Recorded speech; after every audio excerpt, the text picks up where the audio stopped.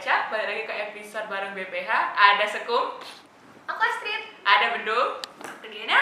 Welcome to Mepet!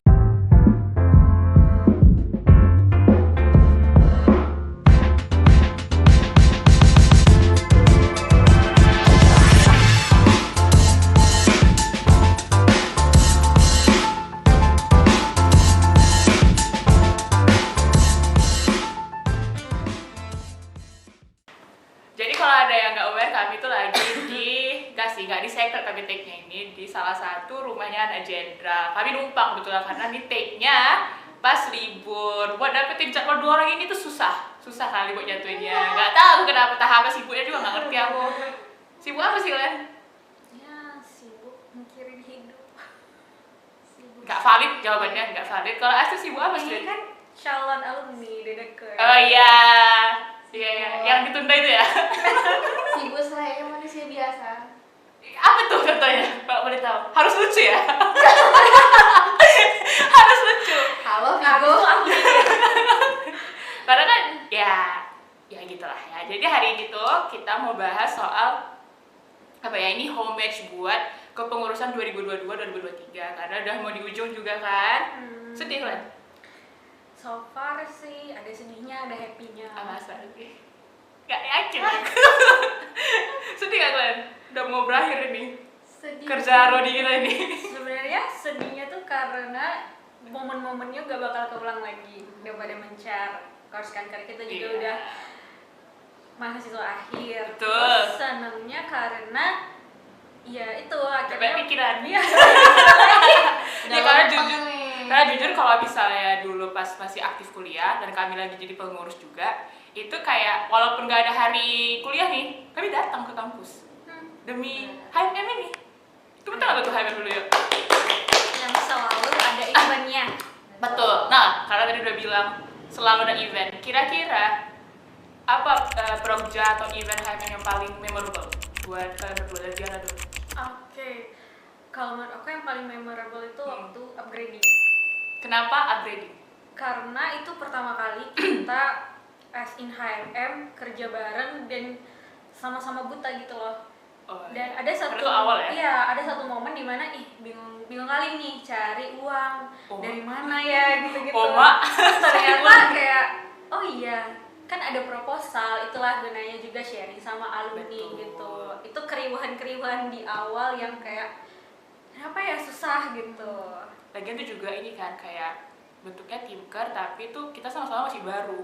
Iya. Dan apalagi kemarin itu juga kita open recruitment itu untuk yang setahun 2020 sama 2021 karena kita tuh juga ada berjarak gitu kan karena mereka tuh angkatan yang COVID gitu. Jadi kita tuh gak pernah ketemu yang intens di kampus. Jadi belum ya benar-benar kayak benar banget kata Diana, buta masih sama anggota gitu. Kalau Astrid apa nih?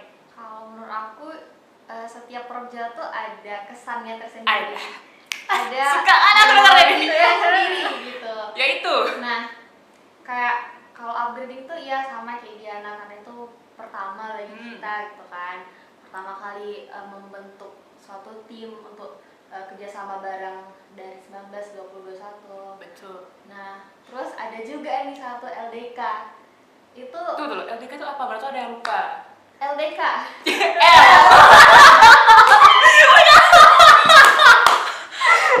Wow. Latihan. D. Diana. Dasar. K.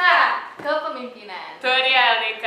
Kenapa LDK tuh berkesan buat Astrid? Nah, jadi di LDK itu kan panitianya kebetulan diambil dari Stambu 2019, di mana Stambu aku sendiri, Stambu kita. Di situ aku bukan hanya berperan sebagai HMM yang sebagai peninjau atau pengawas, tapi juga ikut terjun di situ jadi panitia atau tim kerja. Nah, kenapa memorable? Karena di situ banyak konfliknya kebetulan. Sebelum aku ngulik apa konfliknya, aku juga ngerasa sama sih. Kalau di LDK tuh emang karena sekaligus juga itu kepanitiaan terakhir buat Stambuk yang udah tua. Stambuk tertua kan saat ini tuh 2019. Nah, jadi itu terakhir kalinya kepanitiaan itu melibatkan 19 gitu. Jadi benar-benar kayak kalau di awal dulu tuh ada POM, nah ini ada LDK gitu. Jadi kayak bonding lagi sama 19 yang mungkin udah mencar gitu kan. Nah, kan juga kepisah antara kelas A sama kelas B. Jadi kita tuh benar-benar sama-sama bareng-bareng buat mewujudkan si LDK itu buat ya sementara ini kan untuk hasilnya itu ya baik-baik ya pulang ya. Cuman nah kenapa konfliknya street? Apa sih itu yang ada street? Kalau dia kan gimana dia? Kebetulan. Aduh. Betul. Saat itu saya nontonnya secara remote ya. Oke. Kalau mau nanya tentang masalahnya, mungkin bisa nonton podcastnya Komnas tuh di episode berapa? 2. Nah, itu aku. Boleh lebih lengkap di situ gimana huru haranya. Nah, tapi huru hara tersebut buat aku jadi memorable karena di situ kita juga menguji kebijaksanaan kita gitu. Buat nentuin sikap, buat gimana caranya kita berdiskusi yang awal kali tapi nggak sampai Sampai baku hantam lah kami. Nggak sampai cerai gitu lah kami. Nah, tapi mungkin besoknya udah baikan. Siapa baku hantam street? Mungkin ada. Kau ya? Kok di gali-gali Nggak usah. Itu rahasia dapur kami aja itu, ya kan? Terus kalau misalnya ada nggak prokja yang selama kita jalani HMM ini, ada nggak yang ingin diulang gitu? Ini terlepas dari dia ujungnya berhasil atau mungkin ada entah apa-apa gitu. Nah, ada nggak yang ingin diulang? Dari siapa dulu? Dari kawal dulu kalau nggak. Oke, kalau pengen diulang upgrading jelas. Seru Karena ya? iya seru di situ pertama kali kenalan juga sama HMM yang lain pengurus gitu.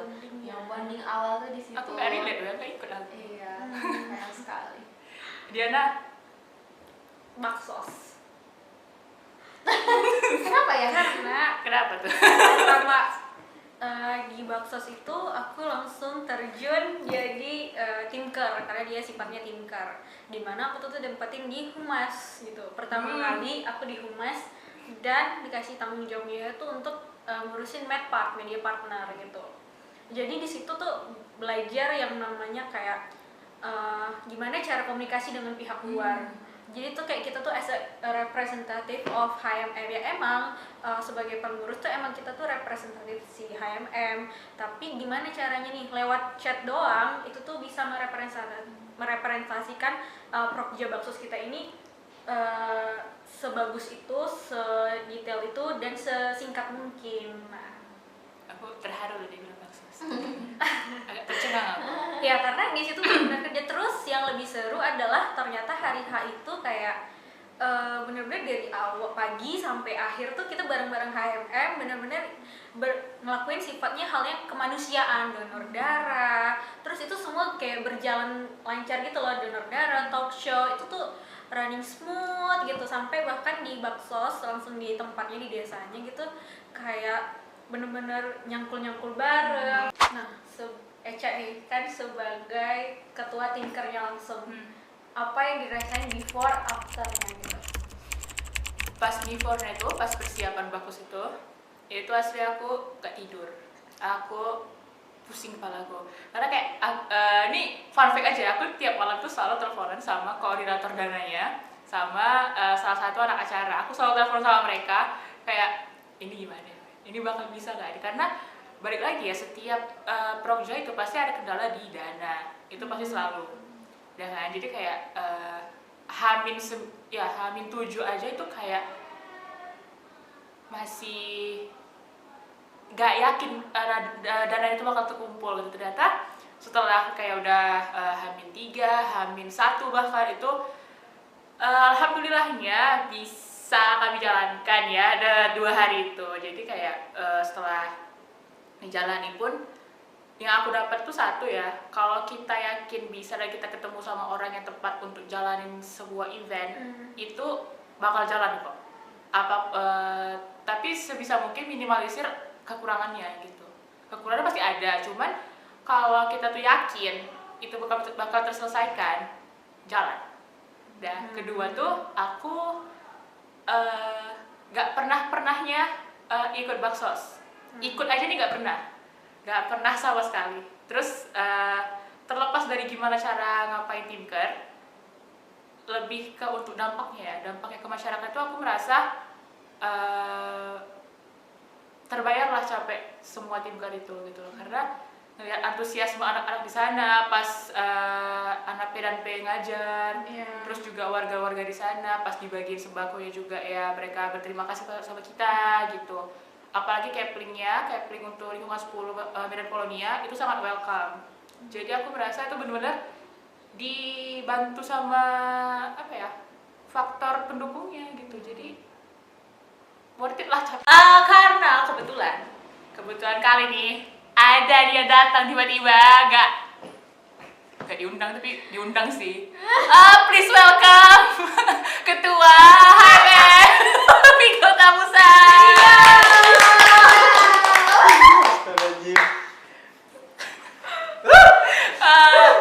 Mau muncul dari belakang kayak Misterio. Janganlah kayak gitu.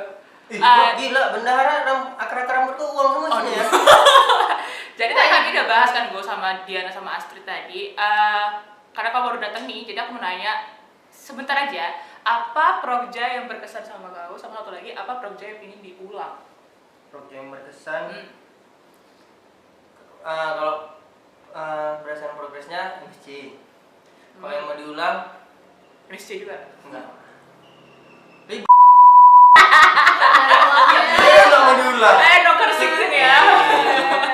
Enggak, cukup sekali dalam satu kepengurusan. Upgrading boleh lah diulang ya. Upgrading diulang. Ya bisa sih upgrading untuk deketin diri lagi sama. Apa kok timpa mic-nya? Terus karena Vigo juga ada di sini ya sebagai BPH lengkap nih. Aku mau nanya, ada nggak momen di mana kalian bertiga tuh sebagai orang yang selalu memonitoring semua program di HMM, ada nggak rasa capek kali ini udah gitu? Capek kali kayak, ya Allah tolong gitu. Nggak ada lah, kan nggak ada kerja. Enggak lah. Capek kali tuh. BPH tuh pasti ada rasa jenuhnya.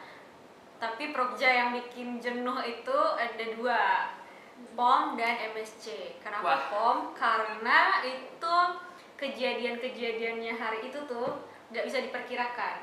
Oke. Selalu Unforecasted ada, ya. nggak bisa diperkirakan sama BMKG. Oke, apalagi BPH. Iya gitu. Sulit.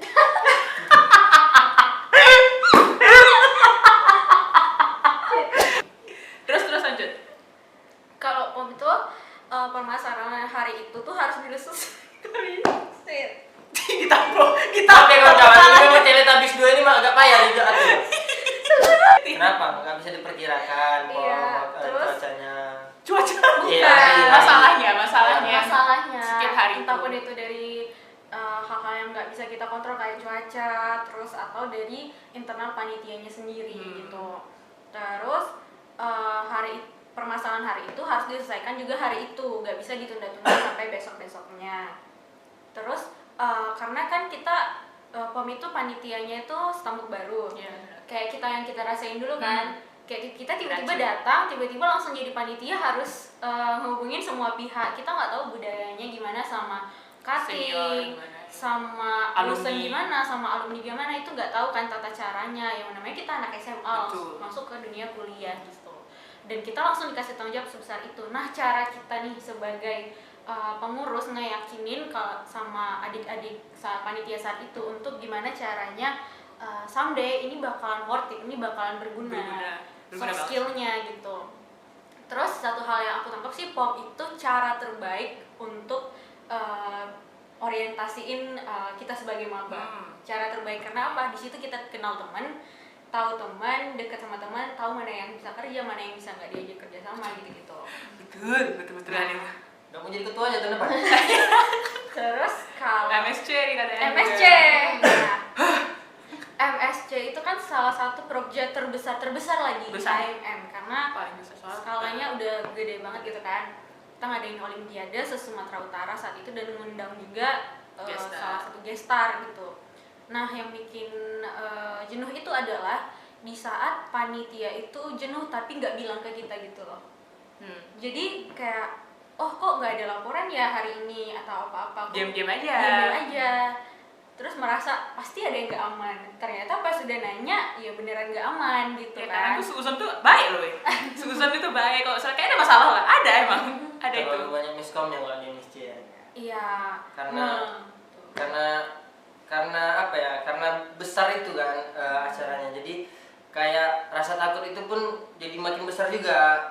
Ya, dan itu yang ngebuat kita bertiga tuh kayak karena ngerasa tanggung jawabnya besar, hal sedetail apapun itu selalu dicatat setiap harinya, hampir setiap harinya dulu tuh.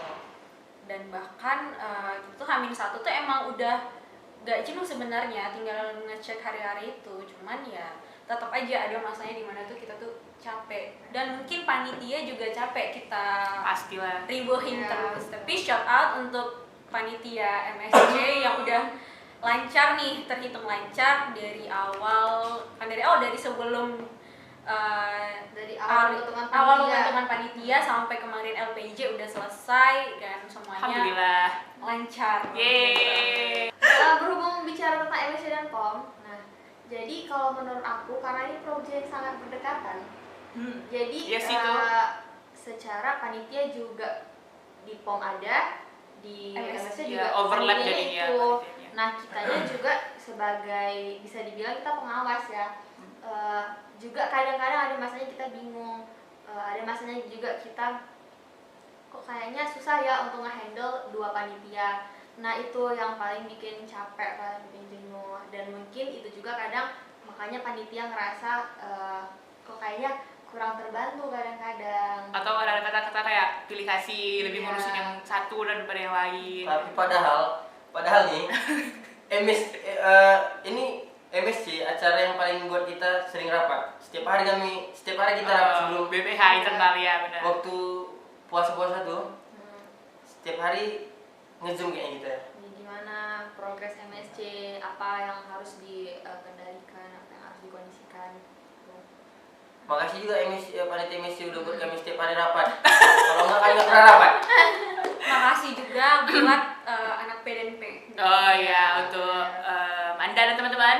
Ya, Untuk karena kalau bukan mereka orangnya kayaknya MSC nggak bakal jalan juga. semua penuturan kalian bertiga nih sebagai BPH udah apa ya? Tadi kan udah nyampein keluh kesahnya. Tapi ya kira-kira kalau misalnya ditanya ada nggak sih character development dari pribadi kalian masing-masing tentang HMM ini membentuk kalian jadi orang yang seperti apa secara karakter? Coba dimulai. Tahu. Kami wangpu dulu. boleh ya buat. Nah, Gitu. gitu. Aku menang. Loh, yang kalah? Yang kalah duluan. Apa ya, kayak kalau aku sendiri lebih bisa ngatur waktu satu. Walaupun Oke. sering telat juga aku kan. Iya. Tapi kan nggak telat-telat kali, dulu telatnya 1 jam, ini kan agak lumayan lah, 45 menit. 15 menit. Ya itu development apa itu? Terus lebih apa? Jujur sebenarnya aku emosian nih orangnya, tapi semenjak jadi ketua HM ini harus lebih bisa mengatur emosi ya kan. Kadang banyak juga. Ini bahasa CV-nya apa nih kalau emosi ini? Apa namanya? Emotional IQ, Emotional love song. IQ lebih tinggi sih. Dewa. Ya gitu-gitulah ah. Ya terus apa ya? Kalau ngatur duit nggak bisa juga sama Diana sama duit. Iya, betul. Lebih apa ya? Ya waktu satu, terus lebih bisa apa ya? Bingung juga ngomongnya gimana. Gimana tuh? Aku tahu apa yang mau aku bilang kayak kau tadi, tapi payah diucapkan. Boleh nggak aku kasih satu kata tentang kau? Boleh nggak kasih satu kata Apa? karakternya? Apa? Leadership dia. Mati. Ini leadership. Aku di dalam pocong aja lah. Aku di dalam pocong aja lah. Hari ini sama Nggak. Leader gitu. Sebagai ketua kan leadership perlu lah. Iya itu penting kan. Hmm. Terus apa ya lagi ya? Mengerti karakter orang itu sih, yang paling iya. aku pelajari sih dari HMM ini. Karena nggak ratusan juga sih, puluhan kepala yang harus kusatukan. Walaupun aku nggak bisa nyatin semua, tapi setidaknya aku bisa lah nyari jalan tengah, jalan keluarnya kan. lebih bisa memaklumi orang. Iya, bisa Itu juga perlu. orang. Terus harus cepat ngambil keputusan, apalagi aku karena ketua itu ya, jadi harus ngambil keputusan walaupun harus berdebat juga dengan kawan-kawan yang lainnya, terutama Asrid ya kan. Kenapa sih harus ada berantem-berantemnya? Heran. Kadang berantem itu perlu.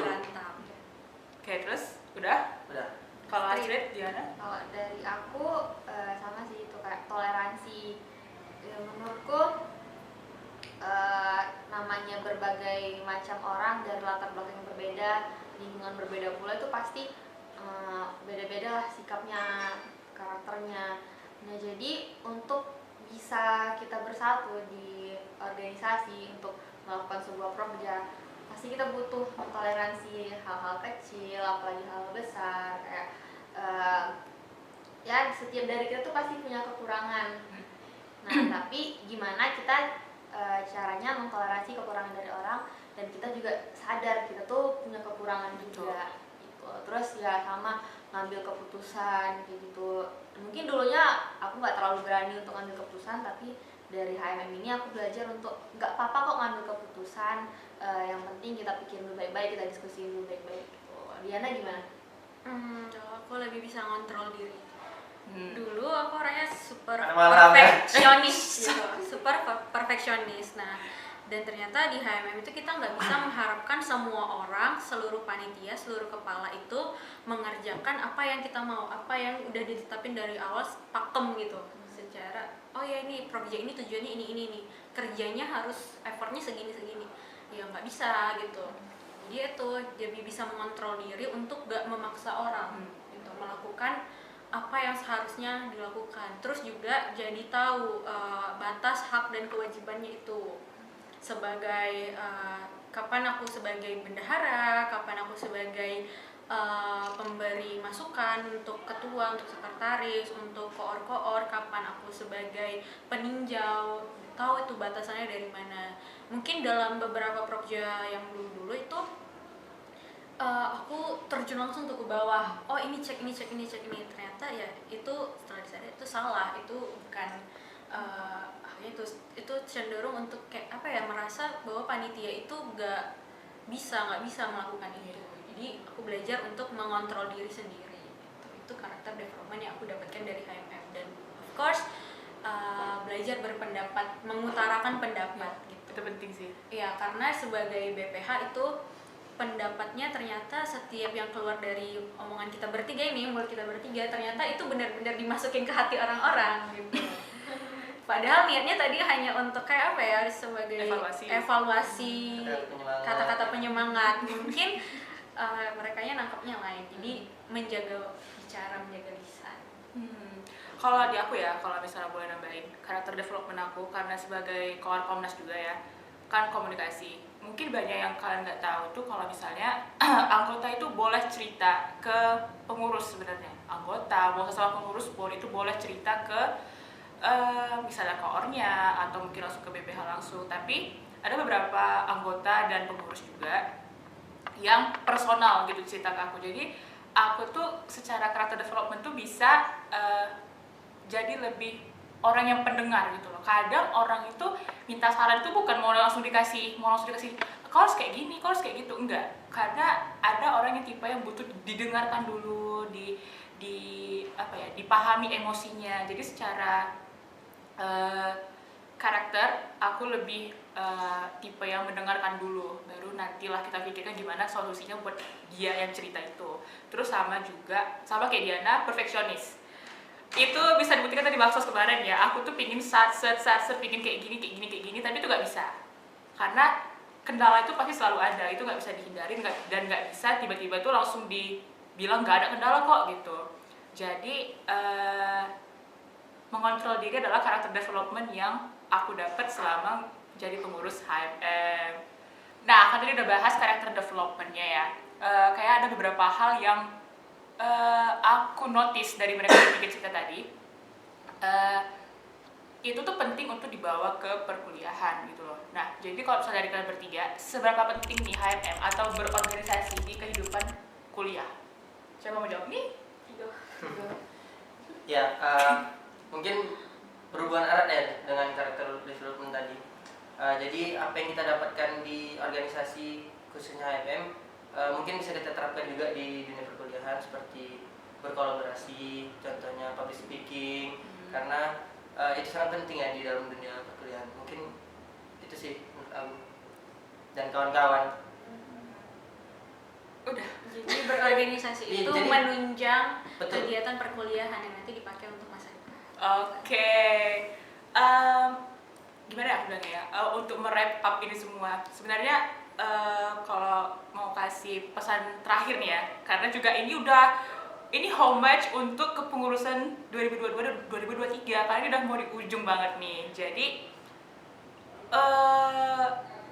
aku rasa ya dengan lingkungan HMM yang seperti ini, yang udah dibangun seperti ini, itu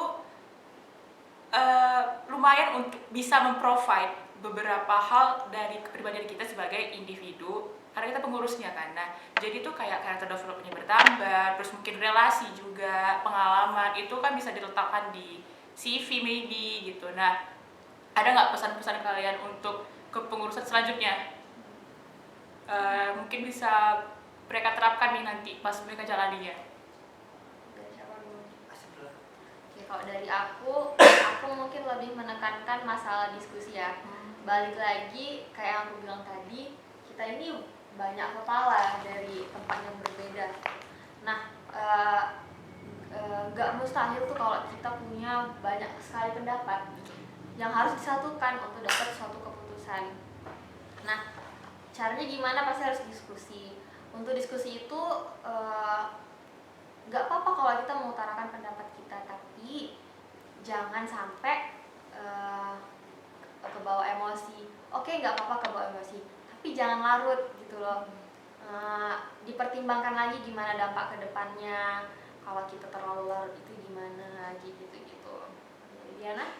Kalau dari aku untuk kepengurusan selanjutnya yang akan dibentuk, pilihlah rekan-rekan yang tepat di waktu yang tepat. Karena misalnya nih, dia orang yang tepat nih untuk pekerjaan ini, tapi di semester ini dia lagi pengen achieve sesuatu dari luar, misalnya ikut kompetisi, ikut volunteering dari luar, jadinya dia orang yang tepat tapi gak di waktu yang tepat gitu. Terus mungkin dia waktunya tepat, dia ingin berorganisasi di saat itu, tapi dia gak sesuai dengan standar kita gitu. Karena kan kita HMM punya standar juga, dimana kita tuh gak mungkin pilih-pilih orang kan. Kayak, janganlah mengulang kesalahan-kesalahan kepengurusan tahun-tahun sebelumnya dengan memilih orang yang tidak tepat. Jadi pilihlah rekan kerja yang tepat di waktu yang tepat gitu. Kalau dari Vigo? Mungkin aku lebih ngerangkum aja sama nama-nama sedikit. Iya benar kata Astrid. Coba kalau diskusi itu lebih tenang lagi intinya. Jangan apa-apa dibawa emosi, terus jangan dibawa berlarut gitu. Dan jangan masalah di organisasi jangan dibawa keluar gitu kan. Jangan jadikan masalah individu gitu. Untuk pengurusan selanjutnya, aku harap sama kayak Diana, jangan pernah salah pilih orang. Karena terkadang di HMM ini kebanyakan ya, memang dari tahun ke tahun yang direkrut tuh kawan-kawan dekat gitu.